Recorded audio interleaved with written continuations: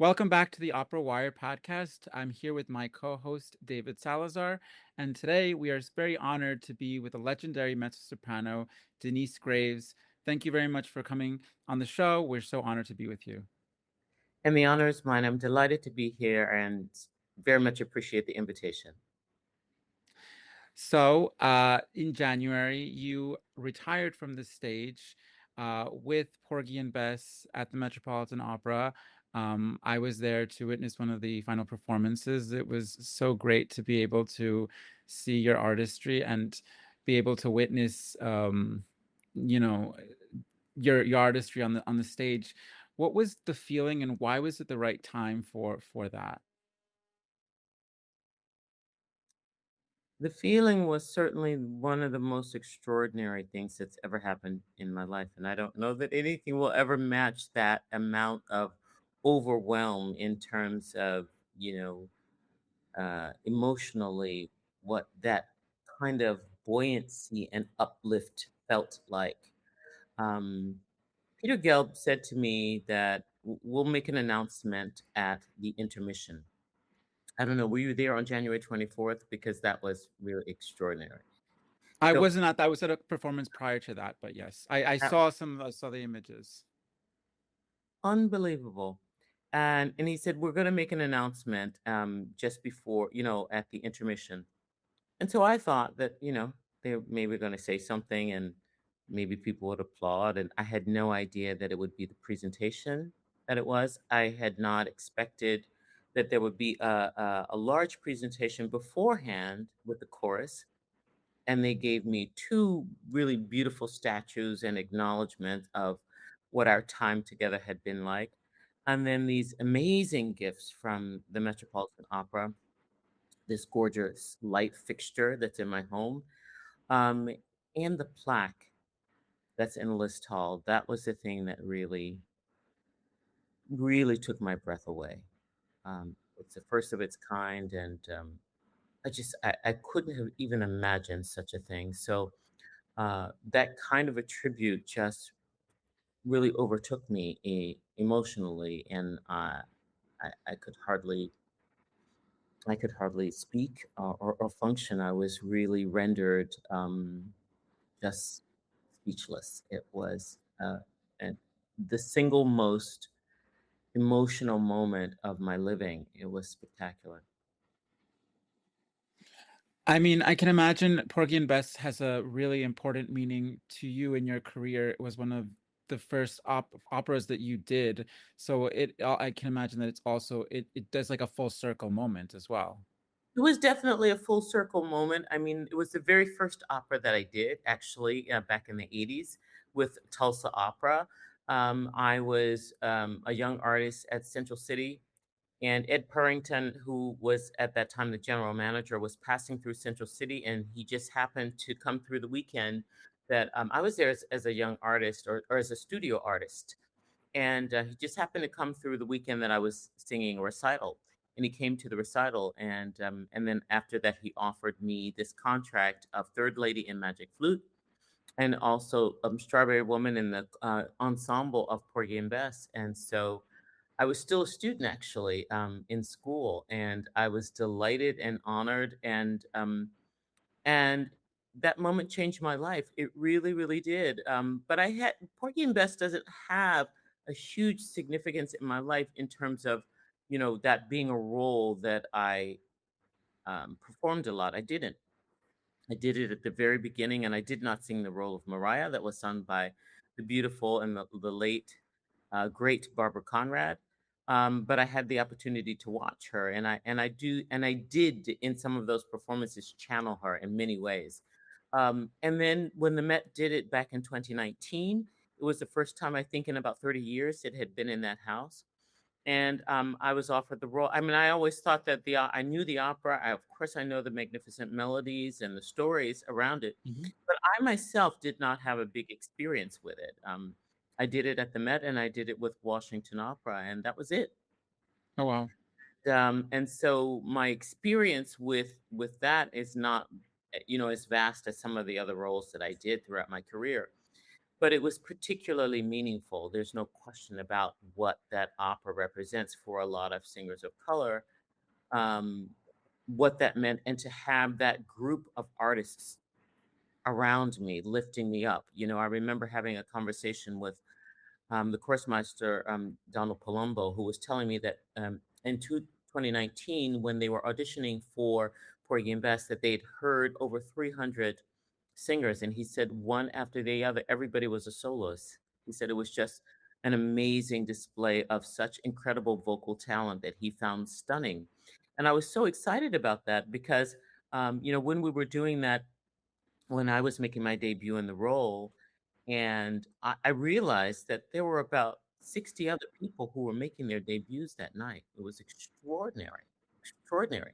And I remember a moment that I came onto the stage early because in this particular production, Mariah, which is the role that I sang, had a little fish tavern. And so I would put sometimes hot water, hot tea, things to drink for myself. And so I came to the stage early to sort of preset those things and hide them on the stage.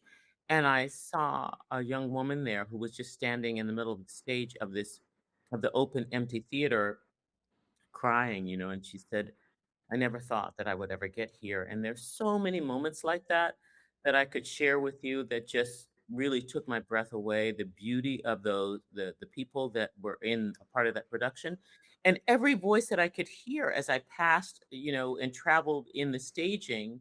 You'd pass somebody and you'd say, "Oh my God, what a gorgeous voice!" And somebody else, you walk a couple, and then you hear another stunning voice, and so it was really fantastic to have had that experience. And as you may know, for example, Brittany Renee, who came back this last time, was in the ensemble Oh, wow. the very first time, and she sang the leading role of Bess. And there were so many people like that. There's a wonderful story of this guy who was an usher, at the Metropolitan Opera, and who auditioned and got in, and so many fantastic stories. So looking at those magnificent faces and that beautiful array of talent and was something that filled me up with pride anyway. And then to have them return that in their acknowledgement to me was very, very, very moving because I had grown very fond of so many of them. I miss them already. Um, And it was an extraordinarily stunning moment that just I will never, ever, ever forget. Such a beautiful moment like that that filled me with such love and excitement and gratitude. And I also felt that that was not supposed to settle on me, that this moment was much larger than the celebrating of my career, that it was a much larger statement. And I felt that, and that has sort of ignited the work that we do at the foundation, and made me so much more grateful for life and for living and for how fast it all goes anyway. But to answer that question, yes, it was time, and it was very much a full circle moment. So my career began with that, and it ended with that, and that was something I never saw coming because again, Porgy and Bess was not an opera that I had a big experience with at all. I'd only done it those two times at the beginning and at the end, and so it was sort of a very poetic moment. Speaking about the foundation, which you just brought up, I wanted to ask about where did the inspiration come from? Yeah, basically, tell us a little bit more about the foundation for our listeners who are not aware of it. I'm delighted. I'm delighted to share that. So, parallel to my singing career, which has been over 45 years on the stage singing, I've also taught, and I've been on faculty at the Peabody Conservatory and also the Juilliard School, and done a number of master classes all over the globe.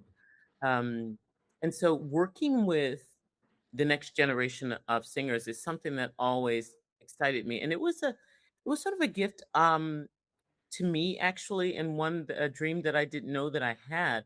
When I was a student doing my undergraduate study at Oberlin College Conservatory, I had a teacher who was very old school, and she would not allow, as a freshman, she would not allow us to practice on our own. She would assign an upperclassman to practice with you in your practice sessions to make sure that you were implementing, her technique correctly. Mhm. And so when I became an upperclassman, then I was assigned to some of the freshmen and sophomore. And I was really good at it. And I had a really good ear. And people started requesting me and saying, I want Denyce to do it. I want Denyce to do it. And I had no idea what she was giving me. She gave me all my careers, right? So she gave me my singing career. Her name is Helen Hodem. My singing career and also my teaching career. I didn't know that that was something that I would develop. Um, in this profession, one has to be a bit myopic and you're always focused on your own development and everything that you have to do to have a successful and sustainable career, that I never thought that I had enough bandwidth to really be concerned with other people's development and growth and their own careers. That's been one of the greatest shocks of my life. And so I had always been singing, teaching together, and for anyone who teaches, they know that particularly where voice is concerned, because that's such a special kind of study. It's not like Right. anything else. I mean, you are that instrument and you can't see it and you can't touch it, Mhm. and the person that walks through the door is the instrument, and you've got to address what's going on with them before you can create an atmosphere of trust and of playfulness, to begin working on their voices. And so I'm saying that to say that they quickly sort of burrow their ways into your heart, and they become part of your family, and they all live inside of me and in my heart in such a way. And so it's easy to get concerned and worried about what's going on with them.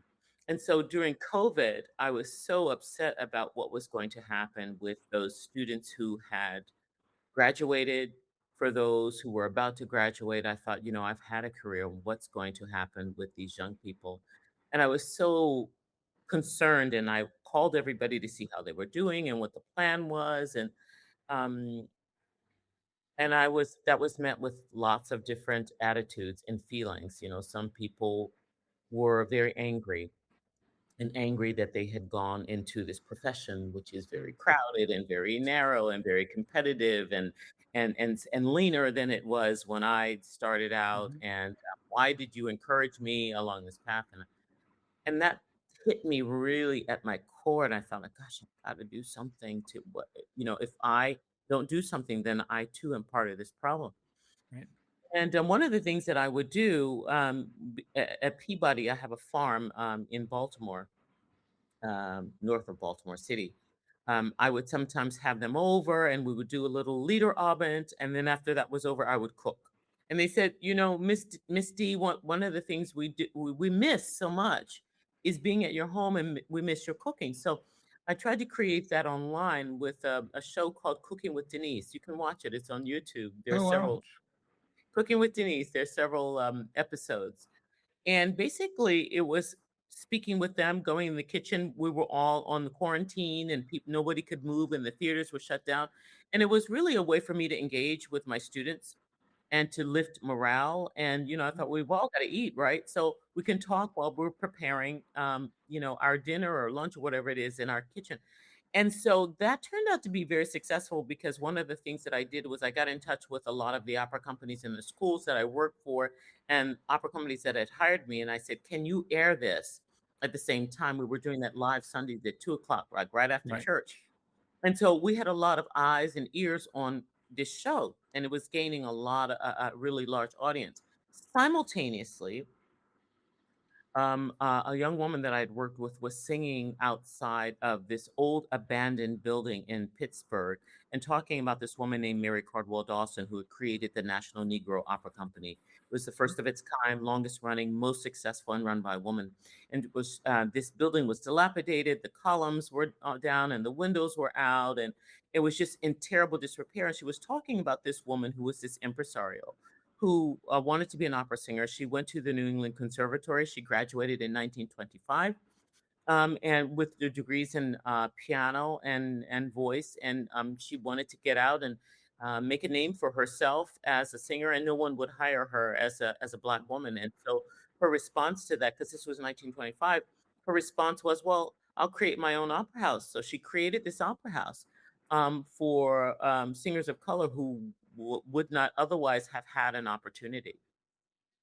And she took them everywhere, including the Metropolitan Opera. This, of course, was the old Met, Right. Carnegie Hall, to great acclaim. And she had chapters all over in Chicago and Detroit, New York, New Jersey, and Washington D.C., and in Pittsburgh, where the National Negro Opera Company, formerly known as the National Negro Opera Company, now known as the National Opera House, existed. And so I was talking about this woman during the cooking show, as I was sautéing something. I said, "Have you all heard about this woman named Mary Cardwell Dawson?" And there was a lot of curiosity, and people were, since the show was live, what was typing, and there were all these ding, ding, ding, ding, ding, ding, ding, ding. Can you tell us Right. more about her? Or I heard something about her. And there was a tremendous amount of curiosity about who was this woman, who was this great hidden figure who created this stage for African American artists at a time when no one else was doing that. And one of the great, well, she had many, many challenges, as you might imagine, but one of them was finding venues to allow an all Black opera company to come and perform. And she decided that she would not perform for segregated audiences, that she Mm, wanted to. She believed that music belonged, as I do, that music and art belongs to everybody. And so that was really difficult. And so, well, that was a great challenge that she had. So she lived in Washington, D.C., and she would perform in Washington, D.C. on this barge, on this floating barge in the Potomac. Wow. And that's where the Kennedy Center sits today. mm, Oh, And wow. I know this amazing story about this woman and her contributions, and I was so moved, and also at the same time angry that I didn't learn anything about her. Particularly at the time that I went to the conservatory, I had so many professors saying to me, "Why are you here? What are you doing here? This is not a profession for you." I mean, I had so many people, so many of my professors said that, wouldn't you be better off, doing gospel music or something like that? And I said, no, this is where I feel called to this. This is what my heart wants to do. This is what my voice wants to do. This is what my personality wants to do. But I didn't know that there was this Black woman who was considered to be the first lady of opera, who was the first impresario in America. Right. And so I was talking about that, and Francesca Zambello, who is the artistic director of Washington National Opera, said, "Denise, let's have an opera created about this woman and what she did." And I said, "What?" And she said, "Yes." So we did. So she did. Francesca made sure that that happened, and I'm always and eternally grateful for that incredible gift that she gave to us, which actually was the creation of the foundation. Okay, so we created this opera called The Passion of Mary Cardwell Dawson. Carlos Simon Yep. is the composer, and Sandra Seaton is the playwright. And so we did that in Glimmerglass for 2 summers, and then we did it in Washington National Opera, and then it went to Pittsburgh and Charlotte and North Carolina and many different places. Yep. And so, because we had so many people watching us on the cooking show, a friend of mine said, "Denise, this doesn't sound like a cooking show anymore. I mean, what you're talking about is you're talking about these forgotten, underrepresented, erased sort of figures and these voices that have been left unheard. This doesn't sound like a cooking show. It sounds more like a foundation." And I said, "What? A foundation?" And he said to me, Gilbert Hernandez, hey, Gilbert, said to me, "I think this is a foundation." Hadn't even crossed my mind.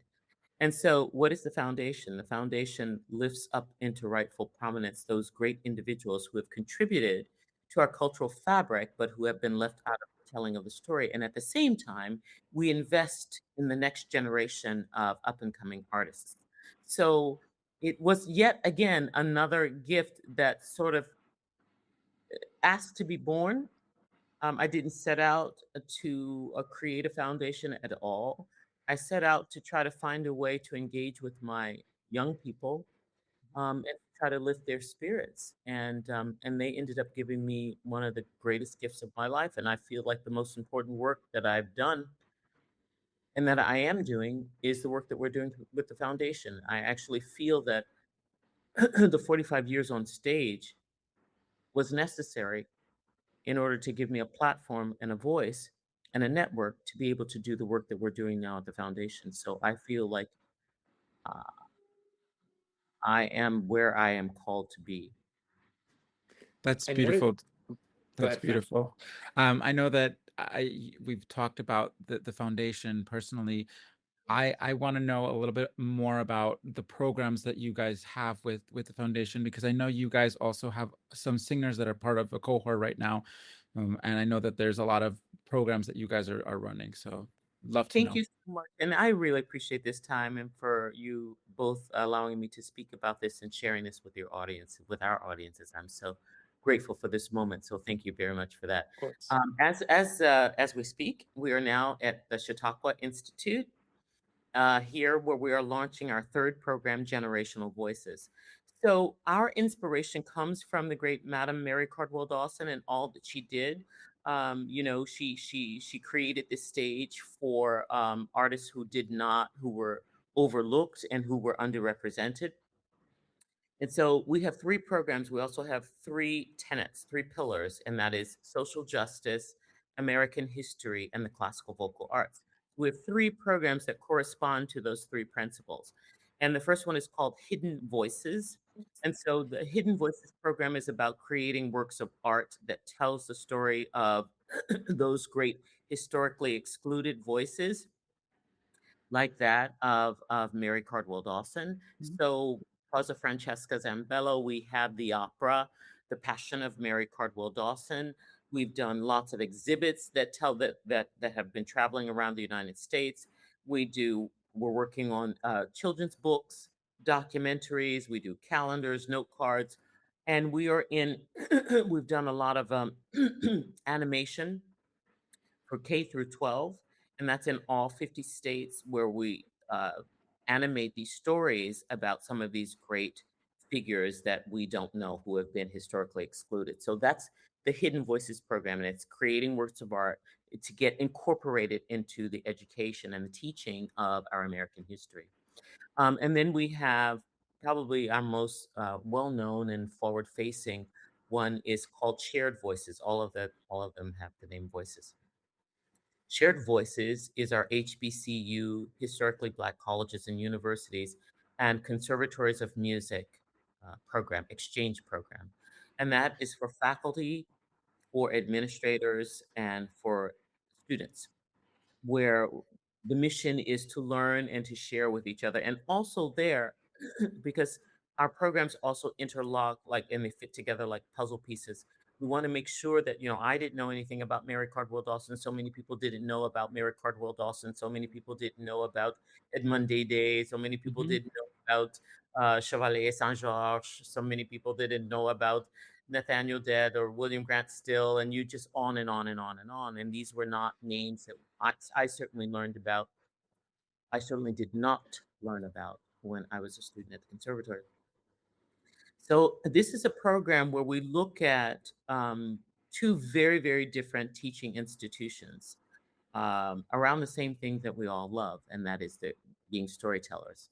And if you look historically at some of the great singers, Robert McFerrin, the dad of Bobby McFerrin, Mattawilda Dobbs, even today, Kevin Short, Leah Hawkins, Solomon Howard, Jesse Norman, Leontine Price, all got started at HBCUs. And they started out and the list goes on and on. You would be Mhm. surprised. So many who got started at HBCUs and then ended up studying at conservatories. So we basically build on that long-standing tradition of connecting the HBCUs, and we go out of the mainstream to find really talented people, and we pair that with the training and the rigor of conservatories or schools of music. And I am proud to say that the foundation is 6 years old. We're 5 years in operation with our programs. For 3 consecutive years in a row, we have had singers from our Shared Voices program go into the Metropolitan Opera London program, 3 consecutive years. 2 years consecutively from into the Houston Grand Opera Studio, and now this year for the first time into the Chicago Ryan Young Artist Program. So we are so proud of that and what we've been able to do, and connecting people who would otherwise not be connected. And we are learning and sharing from each other and widening the circle, right? Unlocking the canon and making sure that what we teach in the conservatories and the School of Music is a complete representation of all of those great creators who have made this art form what it is. So that's shared voices. And now we have what we are here launching as we speak, that just started on Sunday. We're here from August 8th through the 22nd at the Chautauqua Institute, where we are launching generational voices. So, what's generational voices? So, Hidden Voices is our K through 12 program. Shared Voices is the collegiate program. Generational Voices is I've got my bachelor's, I've got my master's degree. Now, what do I do? Now, where do I go? Mhm. And so we stand in that gap of vulnerability and we bridge that transition from being a student embarking on a career. But one thing that we do is we've created this mentorship circle that's intergenerational. So we take um, artists that are established, because that's the other thing is that there's a lot of time and work and preparation on entry into the field Mhm. and not only for sustaining when you're there. And you still need support like crazy, actually, even more when you enter the field, and Yeah. how you handle so many things. What happens if you're working in January and you're not working again until July? How did you sustain yourself? And particularly now in an ever changing industry, and how do you understand contracts and how do you understand your taxes and how do you understand roles and that Madam Mary Cardwell Dawson was that of an impresaria. So again, our inspiration comes from the work that she did and looking at what it was that she created. So we step into that role where we really nurture the. It's not the developing artist; it's really the established artist, actually. And so we cornerstone their careers with a legend in the field, someone who actually had a career and has had a successful career, and a contemporary day singer. And that Mhm. becomes their intergenerational artistic council. Where, when I started my career, I went to two of my role models, Marilyn Horn. I called her up and I said, "Can I come talk to you about this crazy profession? I don't know what to do. I don't." And she said, "Sit down. Let me tell you something." And Frederico von Stade. And and I found that throughout my career, there are contemporary artists today still who will ask for an audience to discuss some things that are going on in the field. Those things that the voice teacher cannot help with, or your vocal coach cannot help with, or the manager actually cannot help.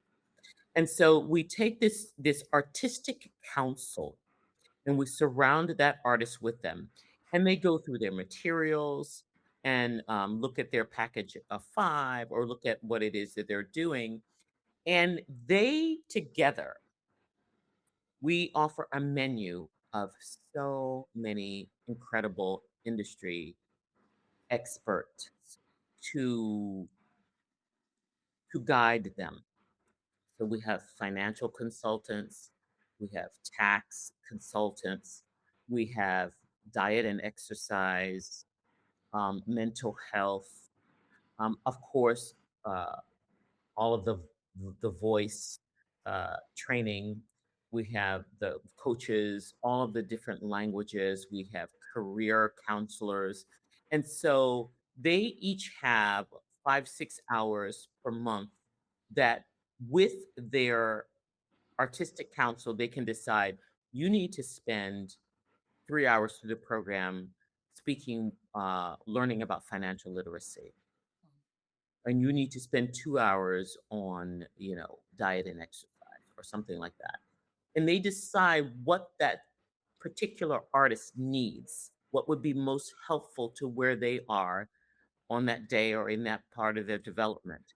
And so it's a partner with you throughout the career that and we offer so many different types of professionals for things that you need in the business. This is a very expensive art form. You know, it's hard to manage everything that has to be done, particularly when you're just embarking on that.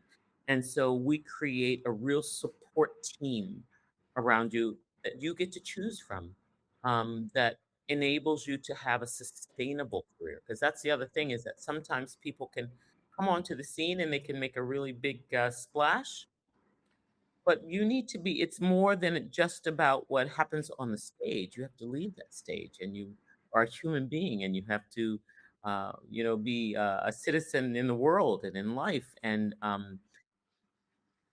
you become, I believe that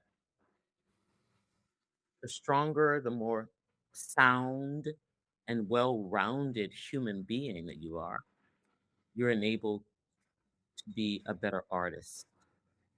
So this is a very, very unique model that's never been done.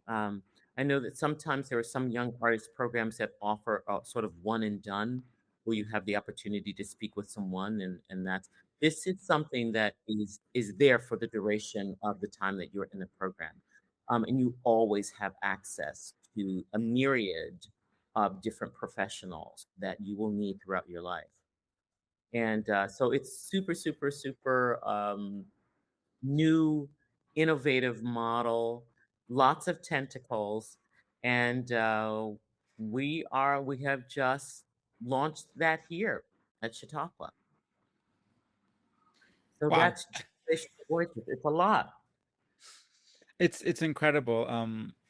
I think it's really interesting for artists to be able to have an experience like that, because I do think, like, a lot of times Can you people guys hear get out of me? Sorry. college and or they're in the professional world, and they don't necessarily have that ability to be able to have those mentorships. So I think it's really something very important, and I'm glad to hear about that. And in also talking about the history of opera, because a lot of times we don't have the complete history, and I didn't know about who Florence Price was, or Chevalier de Saint George, and learning about this new opera by about Mary Caldwell.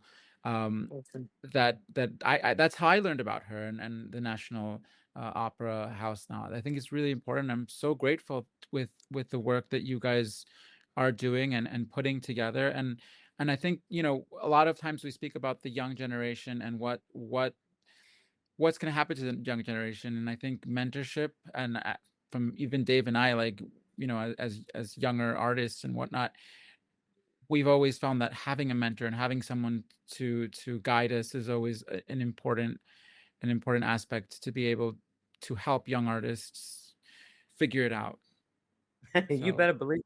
And Marilyn Horn said to me, she said, Denise, only a singer understands another singer. And so that has been a bit of a leitmotif in the shaping and crafting of this program, because I'm able to say to, a young mezzo soprano, make sure you can sing the third act, and that's comfortable before you sign the contract for the whole role, right? Or sometimes what's happening now is they're doing acts one and two together. That's going to be very hard, and and so there are so many things that only another singer knows to be able to share and impart. And I think we have a responsibility. I mean, we're all here because we love music, we love storytelling.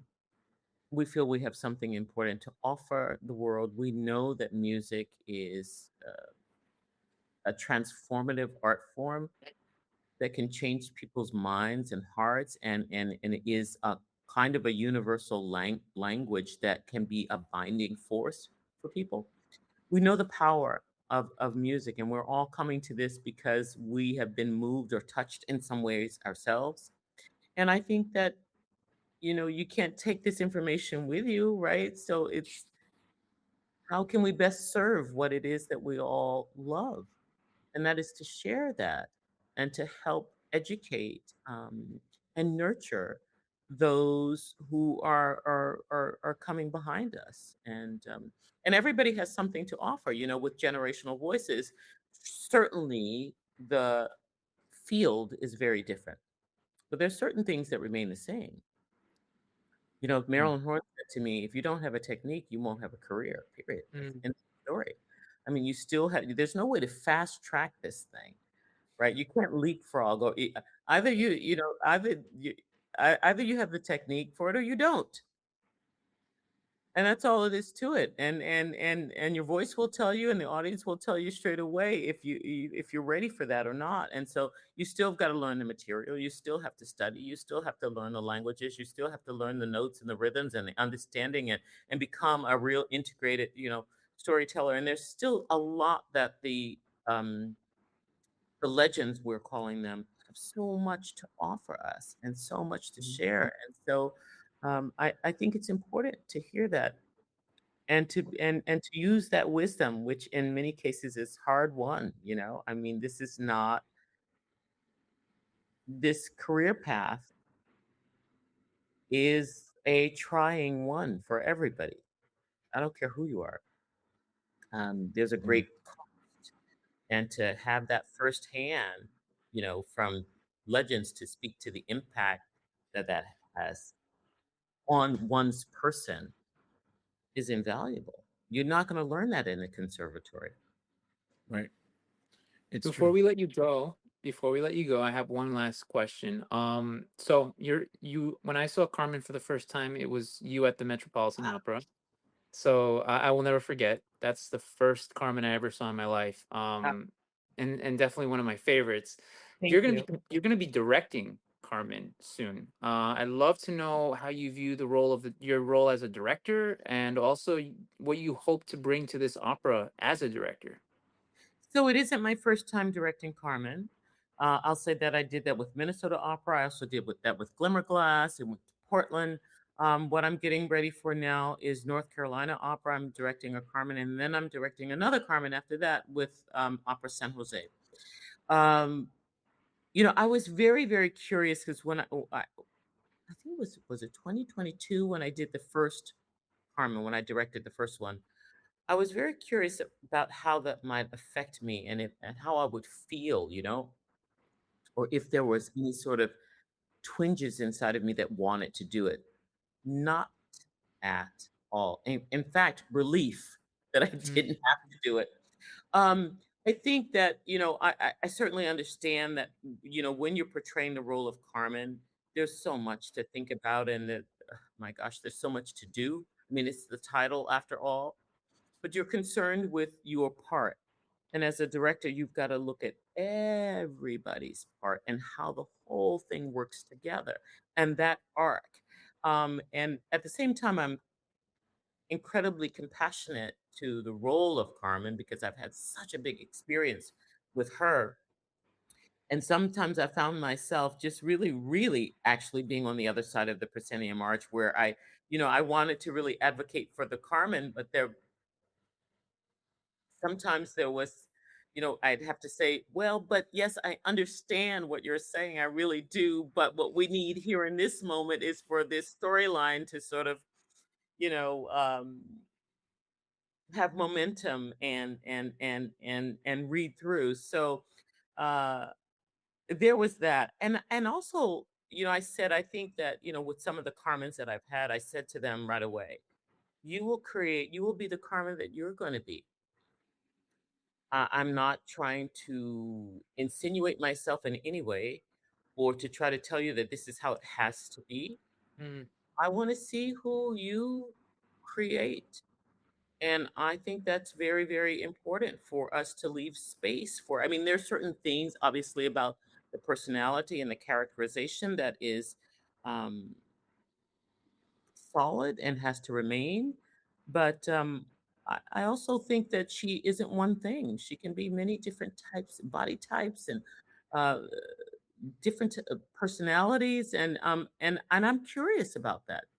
And I think that probably one of the most shocking things that they heard me say is that I don't think that the name of the opera should be called Carmen. I think it should be called Don Jose. Mm. Interesting. I think his is the one with the trajectory. He is the one that we see change through from Act One to Act Four. The greatest change is his. Hmm. And she sort of remains who she is somewhat, but he is the one who spirals out from the moment we see him until the very end. And anyway, I have enjoyed the process very much. It's much more than I thought. And every company is also really different. I know that when I did it in Minnesota, I had so much fun doing the titles. I had so much fun just doing that. And there's some other companies that said, no, no, no, we do that. We want you to do this. And there's some other companies where you are responsible for everything. What prop are the kids going to be carrying? What cap do you want the soldiers to wear? What kind of weapons do you want them to have? Are we going to use fire? Where do you want to take an enemy? Like every single solitary detail. And so that's been different from company to company. And that's been quite something because I will say that I'm a fast learner and I like to challenge myself. I'm super, super, super competitive with myself. I mean, you don't want to play cards with me because you don't want to play spades with me or anything. But I have, throughout the whole of my career, I mean, I waited to learn Bluebeard's Castle in Hungarian, right? Hmm. Like 2 weeks before. And that charges me up, when I have to learn things. But that's very, very different with directing. Mm. You've got to get in there earlier. And I'm sort of one of these people who the juice gets turned on, just before the 11th hour. And that doesn't work as a director at all. There are so many people who are relying on you and waiting for your decisions so that they are able to do their work. So for me, that's been probably one of the biggest hurdles in having to uh, reorganize my way of functioning and operating is that I have to get and make decisions far, far, far in advance, and I'm much more organic. But that doesn't really work with directing. So that's been quite the learning curve, and me having to sort of still myself and make decisions early on. Hmm. Wow. Wow. I mean, it's incredible to hear about that. Before we let you go, where can people find out about the Denyce Graves Foundation and about their gala? I know you guys are honoring this year Anne Ziff and Yannick Nizes again, as well as Misty Copeland. Tell us where people can find out more information about it and what else you guys are up to. So thank you so very much for that. I do appreciate this time and I appreciate your generosity. So they can go to www.thedenicegravesfoundation.org. I'm sorry it's so, so long. And find out about our so right now we are launching Generational Voices, and just after that we've got our symposium, which will be on the campus of Morehouse. That's September 11th through the 13th. And then we have our gala, which is going to be in New York City on Monday, September 28th. And we are so incredibly honored to be able to recognize the spectacular work of these great individuals who have contributed so much to the art form and whose example we want to emulate and want to share with the public. So that is Yannick and Anne Ziff, my gosh, an amazing, amazing woman. and Misty Copeland, who we all know and love. And so that's going to be our Harvest Moon Gala, which is going to be on Monday, September 28th. And that's going to be New York City. And that information is on the website. And of course, please do like and follow us and all the stuff on social media. We'd love to get your eyes and your input on the work that we're doing. We do listen to suggestions and recommendations from people. And so we're a very, very open organization, and we want this to be something that serves the industry and serves the young artists and the art form itself. So we have a team of 14 people. We've got mostly singers, and so there's that real understanding about what it is that we're doing because it's personal. Amazing. Well, Thank thank you you so so much. much once again, Denyce, for this opportunity. It's really an honor to be able to speak with you and to hear your story and to hear the story of the foundation. Thank you again to all of our listeners here today. It has been an honor to present this podcast to you guys. You can follow us on operawire.com, of course, and on all of our social media platforms. Again, thank you very much, and we will see you at the opera. Thank you. Thank you.